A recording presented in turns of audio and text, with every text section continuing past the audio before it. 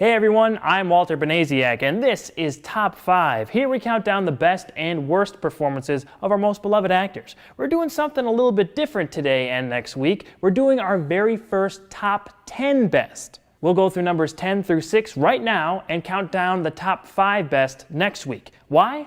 Because I think this actor deserves it. It's the one and only Robin Williams.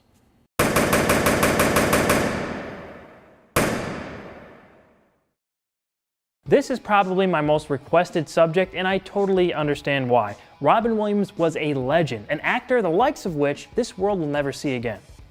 He had performances to his name that could make you fall on the floor laughing, openly weep, or both. The purpose of an actor is to make you feel an emotion. There were very few that could do this in such a wide variety like this guy could.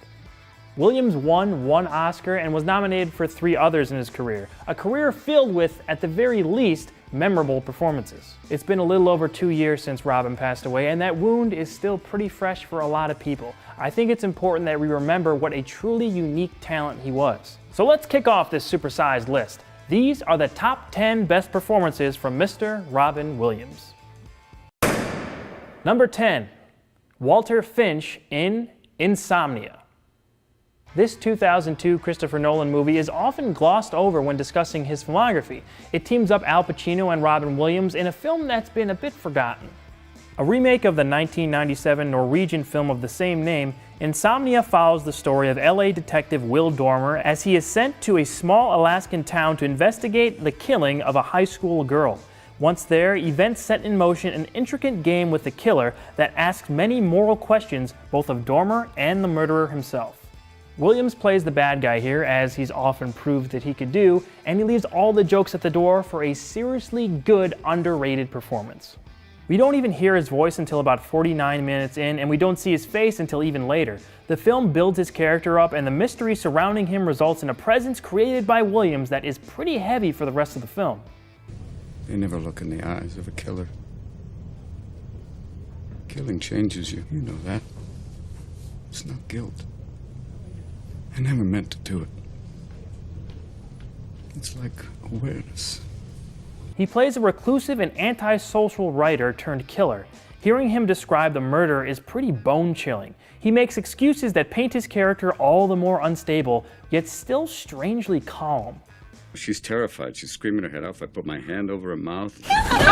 and then I'm really scared. I'm like, yeah, I'm scared shitless. More scared than I've ever been before. And, you know, I'm more scared than her. And then everything was clear. Pacino and Williams have some nice chemistry in their tit-for-tat scenes that ends up being the core of this story and moral dilemma. Combine that with some seriously effective action scenes from the 2 stars, and you have something unique enough to check out. Number 9, Peter Banning / Peter Pan in Hook. For me, when I think of Robin Williams, my mind immediately goes to a couple films. This is one of them. What if Peter Pan grew up? That's the question at the crux of this Steven Spielberg-directed film. When his children are kidnapped by Captain Hook, Peter must return to Neverland and rescue them.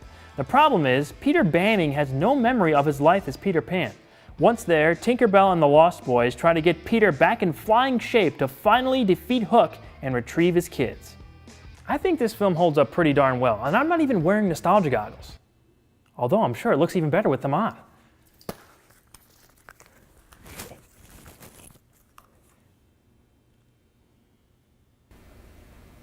What's wrong?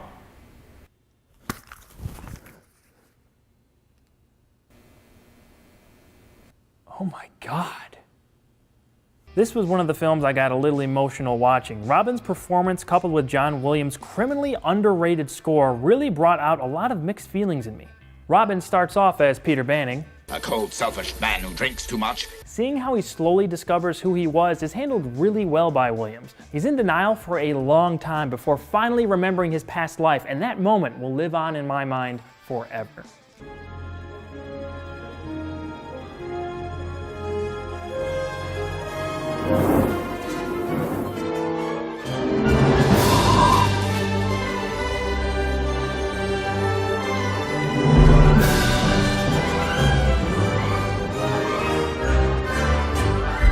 film is filled with amazing moments and other great performances, from the late Bob Hoskins' Mr. Smee to Dante Bosco's Rufio to Dustin Hoffman's titular Captain Hook. I hate Peter Pan! Williams manages to sneak in a few of his trademark ad-libs too. Nearsighted gynecologist. An aspect I don't think a lot of people talk about is how well Williams portrays his relationship with his kids, specifically his young son Jack. There's a lot behind his eyes in those scenes. You feel his pain and pride, sometimes at the same time. Dad, I want to go home. I am home. You know what my happy thought was? It was you. My Jack. My Jack. Please don't ruin this. Of course, when Peter once again becomes the Pan, we see a lot of great stuff. He's such a natural fit as this character, even at that age. Pan the Avenger is back. And the hook is waiting. You killed Rufio. You kidnapped my children. You deserve to die.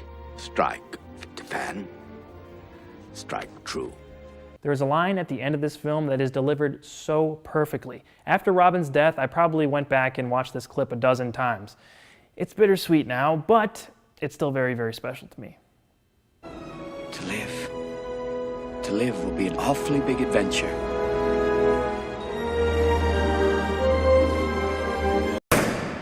Number 8, Alan Parrish in Jumanji. What year is it? Sarah Whittle. Run! It's a stampede! Sarah and I would like to get out of the floor, so it's your turn, Peter. Just a few of the memorable moments and lines from Jumanji. Rock, I love you. Don't mess this up. A mysterious board game releases a whirlwind of dangerous adventure. Peter and Judy Shepard just moved into the abandoned mansion of the Parrish family. After hearing loud drums, they find an old board game in the attic, and upon a few rolls of the dice, Alan Parrish is released from the game, after being imprisoned 26 years earlier. With chaos ensuing around them, Judy, Peter, Alan, and his old friend Sarah Whittle must finish the game so everything can go back to normal.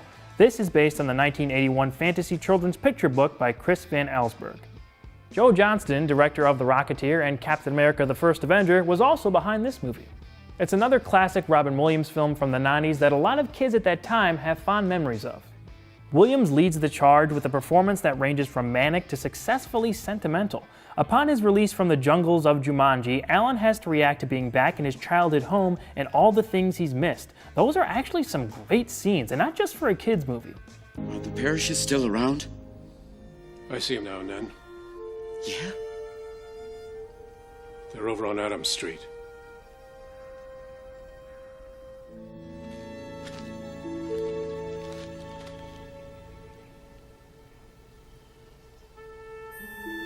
Alan's time in the game also changes his outlook on things, and honestly, he can get a little creepy.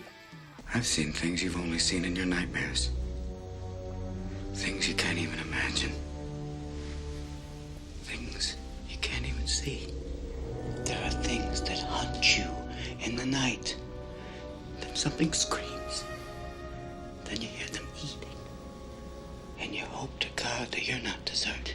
Other enjoyable facets to this character include reconnecting with his friend Sarah, who he started playing the game with as a boy, and how he deals with Peter.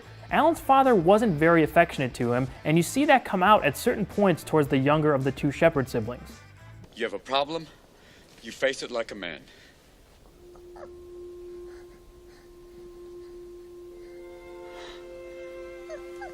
Hey. I'm sorry. 26 years buried in the deepest, darkest jungle, and I still became my father. In fact, it's that relationship Alan has with his father that is the heart of the movie. When Van Pelt comes out of the game, we see a direct connection, as the same actor who plays Alan's dad also plays this crazed hunter. What my father told me. You should always face what you're afraid of.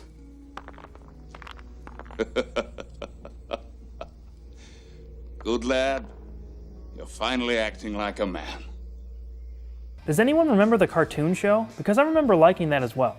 This is still a fun watch all these years later. Give it a view with the kids. I think the whole family can get something out of it.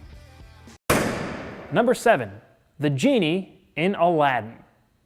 10,000 years will give you such a crick in the neck. This is the first time I've been able to talk about a vocal performance on the show, and I think this is the perfect one to cover. It's maybe Williams' most iconic performance, and you never even see his face. When poor young thief Aladdin finds a lamp in the Cave of Wonders, he releases the all-powerful genie, and with him, 3 wishes.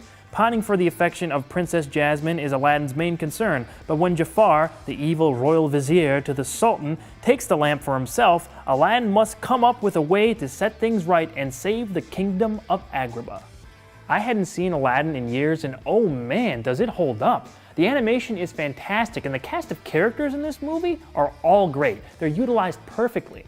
The music is of course top-notch. I love Friend Like Me. You ain't never had a friend like me.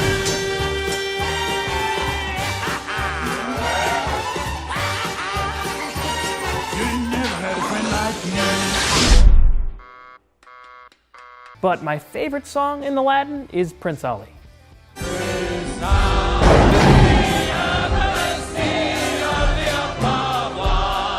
Heard your princess was a sight lovely to see, and that good people is why he got dolled up and dropped by.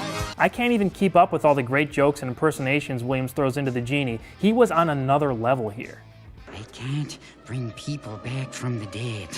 It's not a pretty picture. I don't like doing it. I can't believe it. I'm losing to a rug. All right, Sparky, here's the deal. If you want to court the little lady, you gotta be a straight shooter. Do you got it? The genie character became a phenomenon after the release of Aladdin. It's 100% a trademark Robin Williams performance, complete with some really great emotion sprinkled into it. No matter what anybody says, you'll always be a prince to me. If you have a chance, I'd say buy the Blu-ray and check out the Genie outtakes for unheard improvs from Williams. They'll leave you even more in awe of what an amazing accomplishment this character was. Number 6, Airman Second Class Adrian Cronauer in Good Morning Vietnam. Williams was nominated for an Oscar for his performance here, and he gets to really cut loose in those radio broadcast scenes. He seems totally unfiltered in this one. When funny man Adrian Cronauer is sent to Vietnam, he brings with him his zany radio broadcast antics. His new show lifts the morale of the troops but offends his superior officers. Outside his show, Cronauer befriends some of the locals and even pursues a relationship with one. Things turn serious when Adrian finds out a dark secret about one of his friends. I'll just let some of this speak for itself. Hey, wait a minute. Let's try something. Let's play this backwards and see if it gets any better. Woof is Niviv, Freddy is a devil. Woof is Niviv, Freddy is a devil. Picture a man going on a journey beyond sight and sound. He's left Crete. He's entered the demilitarized zone. The whole movie, Williams is very sharp, maybe as sharp as I've ever seen him. One-liners are all over the place. It's almost non-stop. Well, I'm actually giving you an order.